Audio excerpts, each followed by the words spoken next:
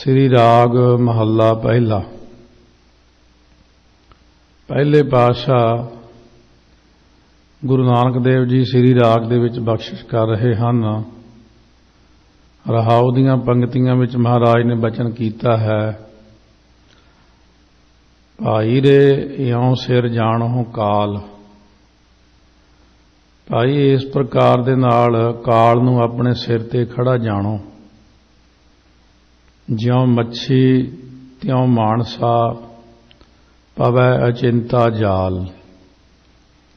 जिवें मच्छी नूं जाल पै गया अते जाल विच वो फस जांदी है, तिवें मनुख नूं भी अचानक काल दा जाल पै जांदा। महाराज सच्चे पातशाह शब्द प्रारंभ करते ने, मछली जाल ना जाणिया सार खारा असगाहो। सुनिया हाथ होवै असगाहो। नाम दे सुनने करके डूंगा, असगाहो तो भाव डूंगा जिहड़ा समुंदर है वह हाथक जिन्ना रह जांदा। इस तरह असगाहो अखर इत्थे आउण करके ही जपजी साहब की पंक्ति याद आई है। इत्थे भी महाराज फरमाउंदे ने, असगाहो डूंगा ते खारा जो समुंदर है, सार खारा असगाहो। ਉਹਦੇ ਵਿੱਚ ਰਹਿੰਦਿਆਂ ਹੋਇਆਂ ਮੱਛੀ ਨੇ ਜਾਲ ਨੂੰ ਨਾ ਜਾਣਿਆ ਵੀ ਜਾਲ ਪਾਇਆ ਹੈ ਮੈਨੂੰ ਫਸਾਉਣ ਲਈ, ਕਿ ਮੇਰੇ ਫਸਾਉਣ ਵਾਸਤੇ ਕੋਈ ਚੀਜ਼ ਪਈ ਹੋਈ ਹੈ ਅੱਗੇ। ਭਾਵੇਂ ਵੀ ਸਤਿਗੁਰੂ ਮਹਾਰਾਜ ਫਰਮਾਉਂਦੇ ਨੇ, ਜਿਹੜੀ ਮੱਛੀ ਹੁੰਦੀ ਹੈ ਅਤ ਸਿਆਣੀ ਸੋਹਣੀ ਕਿਉਂ ਕੀਤੋ ਵੇਸਾਹੋ। ਭਾਵੇਂ ਮੱਛੀ ਅਤ ਵੱਡੀ ਸਿਆਣੀ ਤੇ ਸੋਹਣੀ ਸੀ, ਪਰ ਉਹਨੇ ਵੇਸਾਹੋ ਭਰੋਸਾ ਕਿਉਂ ਕੀਤਾ ਕਿ ਮੈਂ ਵੱਡੇ ਸਮੁੰਦਰ ਵਿੱਚ ਆ, ਮੈਨੂੰ ਕੋਈ ਫੜ ਹੀ ਨਹੀਂ ਸਕਦਾ। ਇਹ ਉਹਦੀ ਸਿਆਣਪ ਨੇ ਉਹਨੂੰ ਮਾਰਿਆ। ਮਹਾਰਾਜ ਆਪ ਹੁਣ ਬਾਣੀ 'ਚ ਲਿਖਦੇ ਨੇ, ਅਤ ਸਿਆਣੀ ਸੋਹਣੀ। ਮੱਛੀ ਨੂੰ ਸਿਆਣੀ ਵੀ ਲਿਖਿਆ, ਸੋਹਣੀ ਵੀ ਲਿਖਿਆ। ਇਸ ਕਰਕੇ ਇਹ ਜੀਵ ਦੇ ਅੰਦਰ ਸਿਆਣਪ ਕਾਫੀ ਹੁੰਦੀ ਮੱਛੀ ਵਿੱਚ। ਸਿਆਣੀਆਂ ਮੱਛੀਆਂ ਵਿੱਚੋਂ ਜਿਵੇਂ ਡਾਲਫਨ ਮੱਛੀ, ਜੇ ਬੰਦਾ ਡੁੱਬਦਾ ਹੋਵੇ ਸਮੁੰਦਰ ਵਿੱਚ, ਉਹਨੂੰ ਖਿੱਚ ਕੇ ਕਿਨਾਰੇ ਤੇ ਲਿਆ ਕੇ ਰੱਖ ਦਿੰਦੀ ਹੈ। ਉਹਦੀ ਕਾਫੀ ਸਿਆਣਪ ਦੇਖਣ ਨੂੰ ਮਿਲੀ ਹੈ। ਸੋਹਣੀਆਂ ਵੀ ਮੱਛੀਆਂ ਬਹੁਤ ਕਈ ਪ੍ਰਕਾਰ ਦੇ ਰੰਗਾਂ ਦੀਆਂ ਹੁੰਦੀਆਂ ਨੇ। ਤਾਂ ਸਤਿਗੁਰੂ ਕਹਿੰਦੇ ਨੇ, ਭਾਵੇਂ ਉਹ ਕਿੰਨੀ ਸੋਹਣੀ ਅਤੇ ਸਿਆਣੀ ਹੈ, ਪਰ ਜਦੋਂ ਸ਼ਿਕਾਰੀ ਜਾਲ ਪਾਉਂਦਾ ਸਭ ਸਿਆਣਪਾਂ ਖਤਮ ਹੋ ਜਾਂਦੀਆਂ ਨੇ। ਕੀਤੇ ਕਾਰਨ ਪਾਕੜੀ ਕਾਲ ਨਾ ਟਲੈ ਸਿਰਾਹ। ਭਰੋਸੇ ਕਰਨੇ ਕਾਰਨ ਉਹ ਸਬੱਬ ਕਰਕੇ ਹੀ ਫੜੀ ਗਈ, ਕਿਉਂਕਿ ਸਿਰ ਤੋਂ ਕਾਲ ਜੋ ਨਹੀਂ ਟਲਦਾ। ਭਾਈ ਰੇ ਇਉਂ ਸਿਰ ਜਾਣਹੁ ਕਾਲ। ਮਹਾਰਾਜ ਕਹਿੰਦੇ, ਇਸੇ ਤਰ੍ਹਾਂ ਅਸਗਾਹ ਜੋ ਡੂੰਘਾ ਸੰਸਾਰ ਸਮੁੰਦਰ ਹੈ ਨਾ, ਪਦਾਰਥਾਂ ਰੂਪ ਪਾਣੀ ਦੇ ਨਾਲ ਭਰਿਆ ਹੋਇਆ ਹੈ।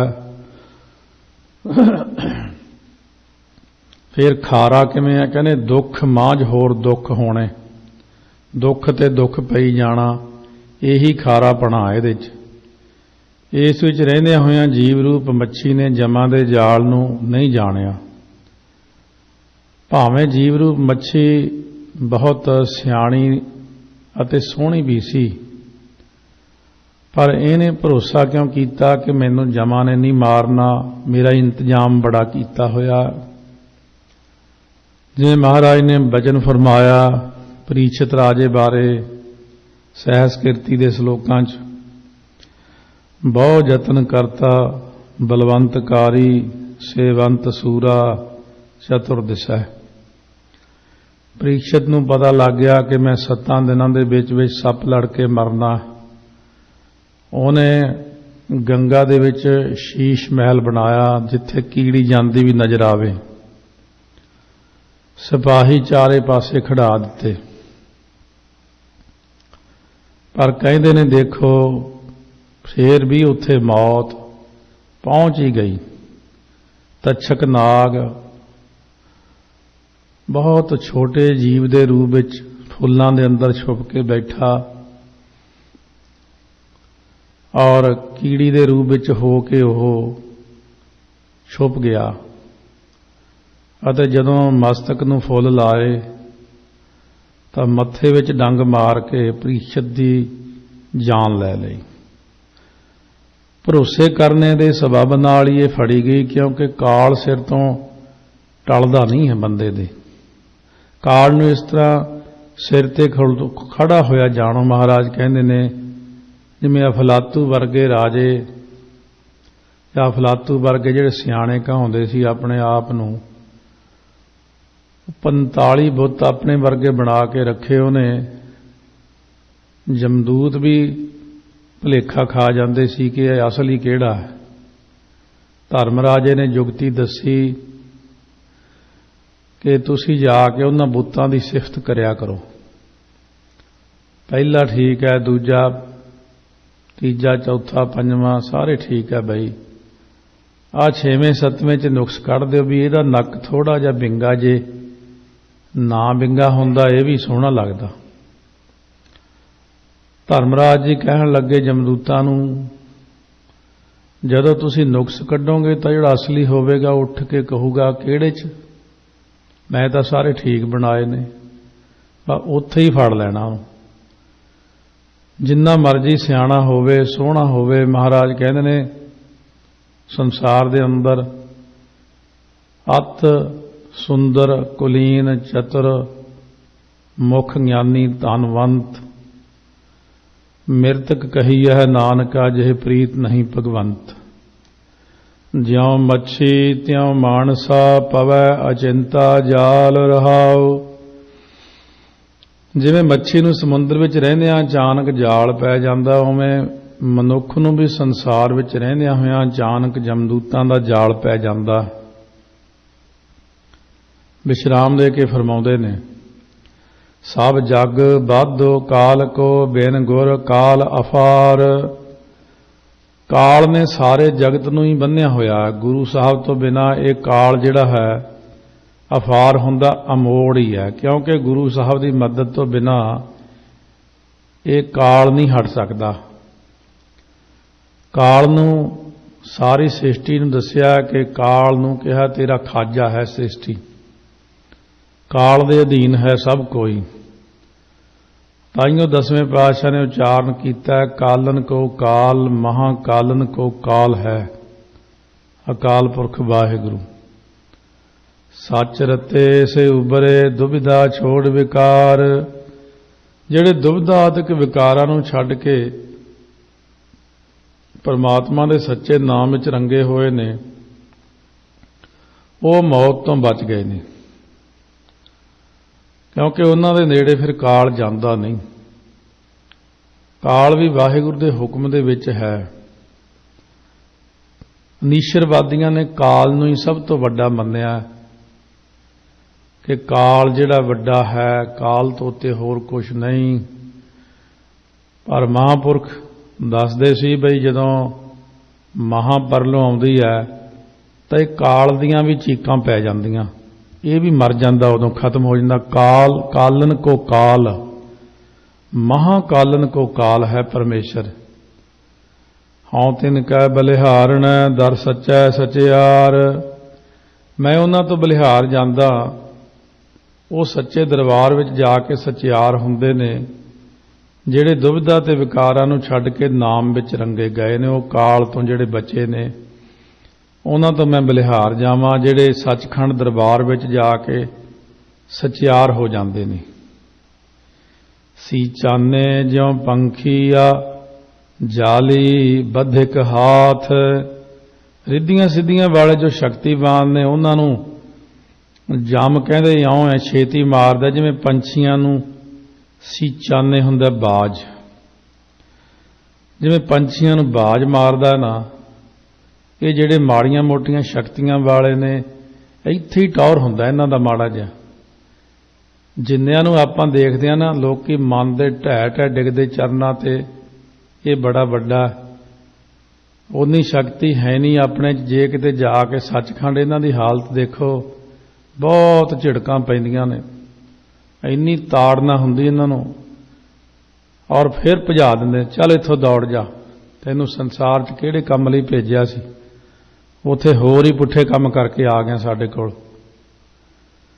अव्वल ते बहुते जांदे ही नहीं, धर्मराजे दे दुआले गेड़े खाई जांदे ने, पर निरंकार जी तां सच दी तकड़ी 'च तोल दिंदे सारा कुछ, उन्हां ने लिहाज नहीं करना। महाराज कहने उत्थे सच्चे ही सच निबड़े, चुण वख कड्ढे जजमालिया, उत्थे नहीं लिहाज हुंदा। इत्थे ही ठीक है कि बंदा, बहुत सारे कई ऐसे उच्चे भी ने जिन्हां नूं आपां भी सत्कार देई जांदे आ, सत्कार योग भी हुंदे ने। ओह कई गलतियां ऐसियां भी हो जांदियां उन्हां तों, जिहड़ियां गलतियां ਇੱਥੇ ਤਾਂ ਚੱਲ ਜਾਂਦੀਆਂ, ਪਰ ਲੋਕ ਵਿੱਚ ਤੱਕੜੀ ਤੇ ਪੂਰਾ ਤੁਲਦਾ। ਨਿਰੰਕਾਰ ਦੇ ਸਾਹਮਣੇ ਖੜ ਕੇ ਕੋਈ ਕੁਛ ਨਹੀਂ ਕਹਿ ਸਕਦਾ। ਇਸ ਕਰਕੇ ਮਹਾਰਾਜ ਸੱਚੇ ਪਾਤਸ਼ਾਹ ਕਹਿੰਦੇ ਨੇ, ਇਹ ਛੋਟਿਆਂ ਮੋਟਿਆਂ ਨੂੰ ਤਾਂ ਵੈਸੇ ਹੀ ਲੈ ਲੈਂਦੇ ਨੇ। ਉਹ ਤਾਂ ਮਹਾਰਾਜ ਕਹਿੰਦੇ ਬਾਕੀ ਦੇ ਸੰਸਾਰੀ ਜੀਵਾਂ ਨੂੰ ਜਾਮੇ ਇਉਂ ਮਾਰਦਾ ਜਿਵੇਂ ਫੰਦਕ ਹੱਥ ਵਿੱਚ ਜਾਲੀ ਲੈ ਕੇ ਜਾਨਵਰਾਂ ਨੂੰ ਫਸਾਉਂਦਾ। ਤੇ ਜਿਹੜੇ ਬਾਹਲੇ ਆਪਣੇ ਆਪ ਨੂੰ ਸਮਝਦੇ ਚਲਾਕ, ਉਹਨਾਂ ਨੂੰ ਬਾਜ ਵਾਂਗੂ ਫੜਦਾ ਜਾ ਕੇ, ਵੀ ਪਹਿਲਾਂ ਤਾਂ ਤੂੰ ਆ ਜਾ ਇੱਧਰ, ਪਹਿਲਾਂ ਫਾਹਾ ਪਾਇਆ ਪਾਂਦੇ, ਪਿੱਛੋਂ ਦੇ ਗੱਲ ਚਾਟੜਿਆਂ।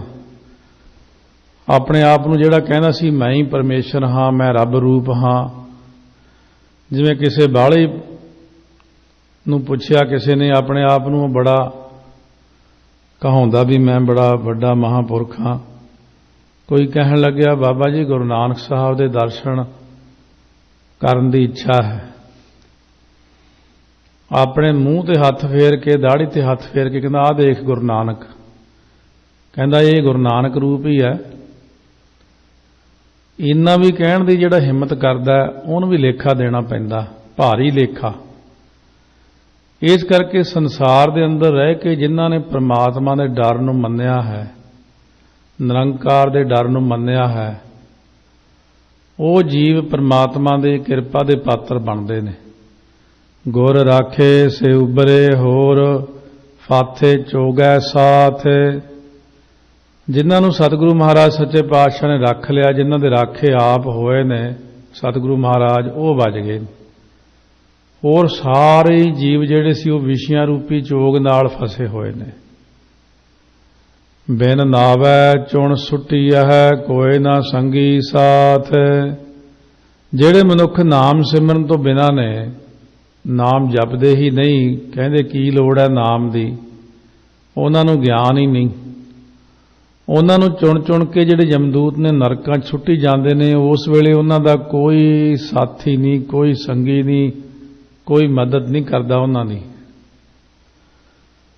ਜਿਨ੍ਹਾਂ ਕਰਕੇ ਇੱਥੇ ਜਿਨ ਕਾਰਨ ਗੁਰੂ ਵਿਸਾਰਿਆ ਸੇ ਨਾ ਉਪਕਰੇ ਅੰਤੀ ਵਾਰ। ਮਹਾਰਾਜ ਕਹਿੰਦੇ ਜਿਨ੍ਹਾਂ ਕਰਕੇ ਗੁਰੂ ਨੂੰ ਵਿਸਾਰਿਆ ਸੀ ਉਹ ਅੰਤ ਨੂੰ ਖੜੇ ਨਹੀਂ ਹੋਏ ਨਾਲ ਆ ਕੇ। ਹੁਣ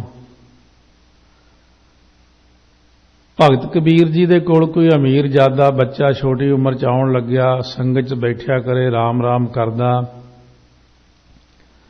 ਹੁਣ ਥੋੜਾ ਜਿਹਾ ਸਿਆਣਾ ਜਿਹਾ ਹੋ ਗਿਆ, ਸਮਝਦਾਰ ਜਿਹਾ ਹੋ ਗਿਆ, ਘਰਦਿਆਂ ਦਾ ਕੰਮਕਾਰ ਬੜਾ ਉੱਚਾ ਸੀ, ਪੈਸੇ ਵਾਲੇ ਸੀ, ਹੁਣ ਆਉਣੋਂ ਹਟ ਗਿਆ। ਉਸ ਵਕਤ ਕਬੀਰ ਜੀ ਨੇ ਪੁੱਛਿਆ ਭਾਈ ਹੁਣ ਤੂੰ ਆਉਂਦਾ ਹੀ ਨਹੀਂ ਸੰਗਤ ਵਿੱਚ। ਕਹਿੰਦਾ ਕਬੀਰ ਜੀ ਅਸਲ ਵਿੱਚ ਅਸੀਂ ਥੋੜੇ ਜਿਹੇ ਦੁਨੀਆ ਦੇ ਵਿੱਚ ਨਾ, ਜਿੱਥੇ ਤੁਸੀਂ ਤੁਹਾਡੇ ਕੋਲ ਬਹਿੰਦੇ ਲੋਕ ਦਰੀਆਂ ਤੇ, ਉੱਥੇ ਗਰੀਬ ਜਿਹੇ ਲੋਕ ਜ਼ਿਆਦਾ ਬਹਿੰਦੇ, ਅਸੀਂ ਥੋੜ੍ਹੇ ਜਿਹੇ ਅਮੀਰ ਹਾਂ, ਫਿਰ ਸਾਨੂੰ ਖਿਆਲ ਜਿਹਾ ਰੱਖਣਾ ਪੈਂਦਾ। ਸਾਡੇ 20-25 ਨੌਕਰ ਆ, ਸਾਡਾ ਕੰਮਕਾਰ ਵੀ ਵੱਡਾ, ਸ਼ਾਹੂਕਾਰ ਤਕੜੇ ਹੈ। ਕਬੀਰ ਜੀ ਨੂੰ ਬਹੁਤ ਇਸ ਗੱਲ ਦਾ ਹਿਰਖ ਹੋਇਆ। ਕਬੀਰ ਜੀ ਕਹਿਣ ਲੱਗੇ ਇਹ ਤਾਂ ਠੀਕ ਹੈ ਵੀ ਤੂੰ ਉੱਥੇ ਨਹੀਂ ਬਹਿੰਦਾ ਉਹਨਾਂ ਦੇ ਨਾਲ, ਰਾਮ ਰਾਮ ਨਹੀਂ ਜਪਦਾ। ਤਬ ਕੁਲ ਕਿਸ ਕਾ ਲਾਜ ਸੀ ਜਬ ਲੈ ਧਰਿਓ ਮਸਾਨ। ਕਬੀਰ ਜੀ ਕਹਿਣ ਲੱਗੇ ਜਦੋਂ ਮੜੀਆਂ ਦੇ ਵਿੱਚ ਲੱਕੜਾਂ ਦੇ ਉੱਤੇ ਤੈਨੂੰ ਪਾਇਆ ਹੋਵੇਗਾ, ਉੱਥੇ ਤਾਂ ਸਾਰੇ ਹੀ ਸੜਦੇ ਨੇ, ਗਰੀਬ ਅਮੀਰ, ਛੋਟਾ ਵੱਡਾ, ਤੇ ਫਿਰ ਉੱਥੇ ਵੀ ਉੱਠ ਕੇ ਭਾਜੀ ਲੱਕੜਾਂ ਤੋਂ, कि मैं तो जी बड़ा अमीर पैसे वाला, असी नहीं सड़ना। ये अमीरी अमूरी कुछ भी नहीं होंदी। कबीर जी कहते एवें गल्लां ही हुंदियां ने, भट्ठी इत्थे आ उत्थे सारे ही छड्डदे ने। इस करके उदों थोड़ी अमीरी कित्थे जाऊ, उदों विद्या कित्थे जाऊ, उदों गुमान कित्थे जाणगे, पदार्थां दा हंकार कित्थे जाऊ, जाति अभिमान भी मेरी तो बड़ी उच्ची जाति, फिर उत्थे भट्ठी च ना सड़ियो। इस करके गुरबाणी की सिक्ख्या अनुसार चलते हुए भावें भी ये गल मन के उत्ते चोट करती है अपने, जदों आपां कोई गल बोलते हैं, क्योंकि सच्चाई हमेशा ही चोट कर जाती, चुभ जाती मन नूं। पर जे ठंडे दिमाग नाल विचार के देखिए तो गल तो सही है बई, सब नूं जाना तो उत्थे ही पैना, तो फिर मान हंकार काहदा है साडा। तो महाराज सच्चे पातशाह कहने हुण तेरा संगी साथी कोई नहीं होना अगे जाके। सचो सच्चा आखिए सच्चे सच्चा थान। सारे वेद शास्त्र जिस सच्चे नूं सच्चा करके कहंदे परमेश्वर नूं, वो सच्चे दा सच्चा जिहड़ा थां है साध संगत है। वो सत्संग च बह के सच्चे वाहिगुरू दे सच्चे नाम नूं आखीए जे जपीए तां सच्चे दा जिहड़ा सच्चा थां है अंतर्मुख बिरती प्राप्त हुंदी। फिर अंतर्मुख बिरती होण करके सच्चे दा सच्चा ज्ञान प्राप्त हुंदा। हिरदे च अंदर मन मुड़िया आउंदा वापस, अंतर्मुख हो गया। मन मेरे बाहर वस्त ना भाल, बाहर तो मोड़ लियाईदा। बाहर ढूंढन ते छूट परे गुर घर ही माहे दिखाया था। ज्ञान तो बाद सच्चे दा सच्चा थां स्वरूप प्राप्त हो जाता, अंदर स्वरूप रूपी प्राप्ति होगी। पहला सत्संगत की प्राप्ति हुई, फिर स्वरूप की प्राप्ति हुई, तीजी प्राप्ति हुण स्वरूप की प्राप्ति होण करके फिर सारे इहनूं सच्चा सच्चा कहण लग पैंदे ने अते उहनूं सब स्थानां दे उपर सच्चा ही सच्चा वाहिगुरू फिर निगाह आउण लग जांदा। फिर सच्चे सच्चा थान, इहो जग सच्चे की है कोठड़ी, सच्चे का विच वास नज़र आउण लग जांदा। फिर जदों सच्चो सच्चा कही जांदा जपी जांदा उहदा रूप हो जांदा, तां सच्चे दा जिहड़ा सच्चा थान दसम द्वार वो भी दिख जांदा। जदों शरीर छड्डदा तां सच्चे दा जिहड़ा सच्चा थान सचखंड है, फिर उस थान ते जाके जीव दा वासा हो जांदा। जिन्नी सच्चा मन्निया तिन मन सच ध्यान। जिन्हां ने सच नाम नूं मन्निया, वाहिगुरू वाहिगुरू नूं मन्निया कि सर्व व्यापक है, परिपूर्ण है, तिन्ना कालां विच सच है, तिन्ना लोकां दा मालक है, सो उन्हां दा मन सच दे ध्यान विच जुड़ गया है। सच्चे नूं मन्नण करके सच दे ध्यान विच चले जाना कि सच्चा परमात्मा सर्व व्यापक है, मेरे नाल है, अंग संग है। फिर इस तरह वो सच्चे का ध्यान करना शुरू कर देंदे ने कि वो प्रकाश स्वरूप है वाहिगुरू। मन के अंदर जदों वाहिगुरू वाहिगुरू करते हैं तो सच्चे का ध्यान फिर इस तरह करीदा कि इकल्ला वाहिगुरू वाहिगुरू नहीं करीदा, वाहिगुरू का ध्यान भी करीदा। फिर गल बनदी धुन मैं ध्यान ध्यान मैं जानिया। माने मोखे सूचे जानिया है, गुरमुख जिन्ना ज्ञान। जिन्होंने गुरां द्वारा ब्रह्म ज्ञान प्राप्त होया वो मन अते मुख करके पवित्र जाने जाते हैं। इत्थे ये पाठ वखरा वखरा करना है, मान दे नन्ने सिहारी, मुख दे खखे सिहारी। सो इस तरह एक पाठ होर आउंदा है, मान है, मुख है, माया माया।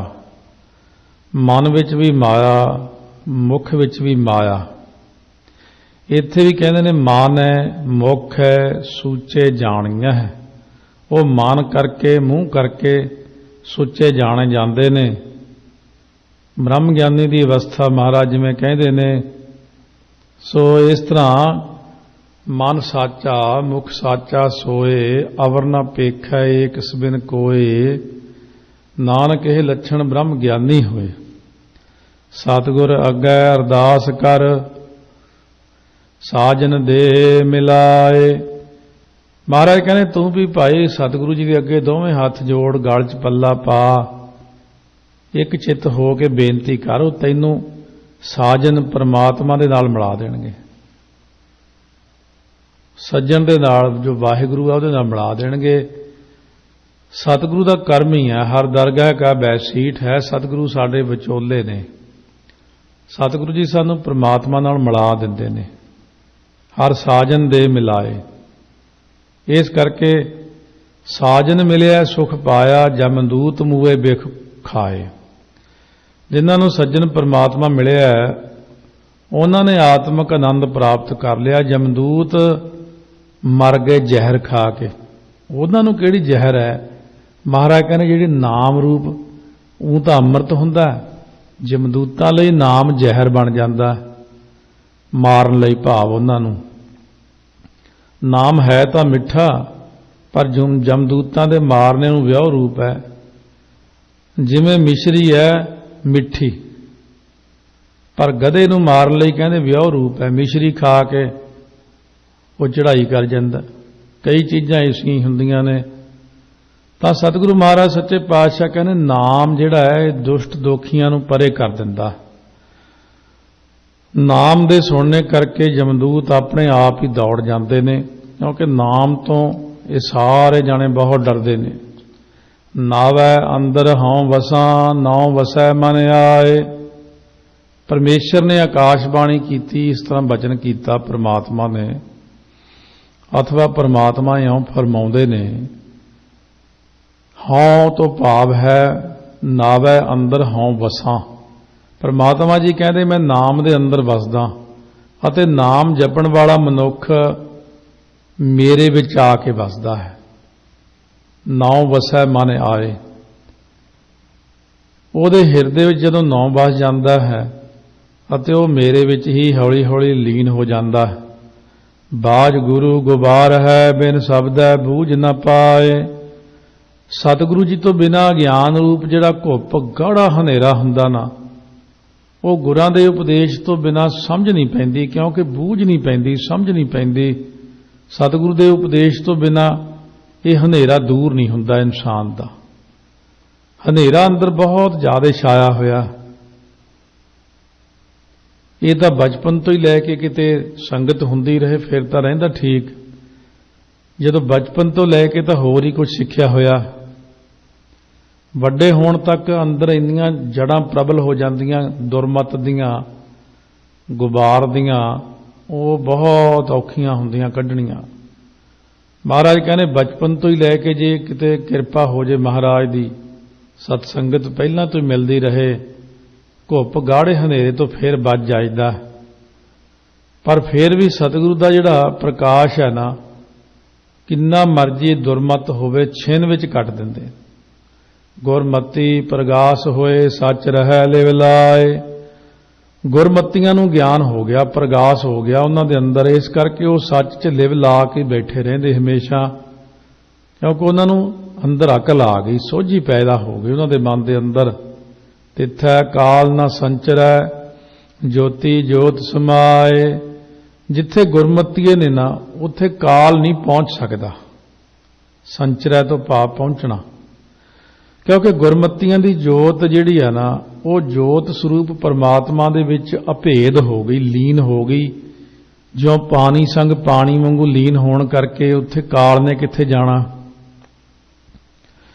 ਤੂੰ ਹੈ ਸਾਜਨ, ਤੂੰ ਸੁਜਾਨ, ਤੂੰ ਆਪੇ ਮੇਲਣਹਾਰ। ਹੇ ਵਾਹਿਗੁਰੂ ਜੀ, ਤੁਸੀਂ ਆਪ ਹੀ ਸੱਜਣ ਹੋ, ਆਪ ਹੀ ਸੁਜਾਨ ਹੁੰਦਾ, ਚਤਰ ਹੋ, ਸਿਆਣੇ ਹੋ, ਅਤੇ ਆਪ ਹੀ ਆਪਣੇ ਸੇਵਕਾਂ ਨੂੰ ਆਪਣੇ ਨਾਲ ਮੇਲਣ ਵਾਲੇ ਹੋ ਜੀ। ਗੁਰ ਸ਼ਬਦੀ ਸਾਲਾਹੀ ਹੈ, ਅੰਤ ਨਾ ਪਾਰਾਵਾਰ। ਗੁਰਾਂ ਦੇ ਉਪਦੇਸ਼ ਦੁਆਰਾ ਹਮੇਸ਼ਾ ਉਹਨੂੰ ਸਲਾਹੁਣਾ ਕਰੀਏ, ਕਿਉਂਕਿ ਆਪਣੇ ਆਪ ਅਸੀਂ ਸਲਾਹ ਨਹੀਂ ਸਕਦੇ। ਕਈ ਵਾਰੀ ਸਲਾਹੁਤਾ ਕਰਦਿਆਂ ਕਰਦਿਆਂ ਉਲਟੀ ਗੱਲ ਹੋ ਜਾਂਦੀ ਹੈ, ਕਹਿ ਨਹੀਂ ਹੁੰਦਾ ਕਿ ਸਿਫਤ ਕਿਵੇਂ ਕਰੀਏ। ਇਸੇ ਕਰਕੇ ਗੁਰਾਂ ਨੇ ਸ਼ਬਦ ਉਚਾਰ ਦਿੱਤੇ ਸਿਫਤ ਦੇ। ਸਿਫਤ ਦੇ ਸ਼ਬਦ ਉਚਾਰਨਾ ਕਰੀਏ ਤਾਂ ਪਰਮਾਤਮਾ ਦੀ ਸਿਫਤ ਆਪੇ ਹੀ ਹੋ ਜਾਂਦੀ ਹੈ। ਜਿਹਦੇ ਪਾਰ ਔਰ ਵਾਰ ਦਾ ਕੋਈ ਅੰਤ ਹੀ ਨਹੀਂ ਆਉਂਦਾ, ਉਹਦੀ ਸਲਾਹੁਤਾ ਕਰੀਏ ਪ੍ਰਮਾਤਮਾ ਦੀ ਸ਼ਬਦ ਦੇ ਨਾਲ। ਤਿੱਥੈ ਕਾਲ ਨਾ ਅਪੜੈ, ਜਿੱਥੈ ਗੁਰ ਕਾ ਸ਼ਬਦ ਅਪਾਰ। ਜਿੱਥੇ ਅਪਾਰ ਪ੍ਰਭੂ ਦੀ ਪ੍ਰਾਪਤੀ ਕਰਨ ਵਾਲਾ ਗੁਰੂ ਉਪਦੇਸ਼ ਹੈ ਨਾ, ਸਤਿਗੁਰੂ ਦਾ ਸ਼ਬਦ ਹੈ ਜਿੱਥੇ, ਉਹ ਜਗ੍ਹਾ ਤੇ ਤਾਂ ਕਾਲ ਵੀ ਨਹੀਂ ਪਹੁੰਚ ਸਕਦਾ। ਪਹਿਲਾਂ ਵੀ ਕਿਹਾ ਤਿੱਥੈ ਕਾਲ ਨਾ ਸੰਚਰੈ, ਜੋਤੀ ਜੋਤ ਸਮਾਏ। ਹੁਣ ਵੀ ਕਹਿੰਦੇ ਨੇ ਤਿੱਥੈ ਕਾਲ ਨਾ ਅਪੜੈ, ਜਿੱਥੈ ਗੁਰ ਕਾ ਸ਼ਬਦ ਅਪਾਰ।